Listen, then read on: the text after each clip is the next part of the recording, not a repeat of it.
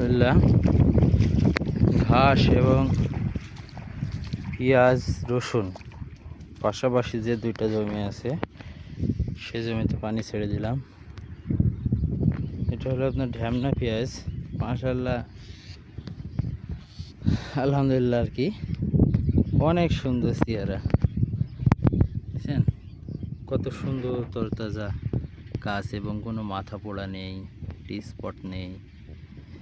মাশাআল্লাহ অনেক সুন্দর আমাদের এই ঢ্যামনা পেঁয়াজটা। পাশেই আমাদের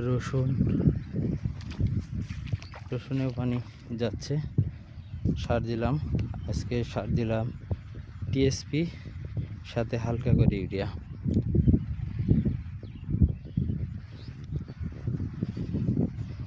এরপর এই দিকটা এই দুইটা গাড়িতে যাবে রসুন।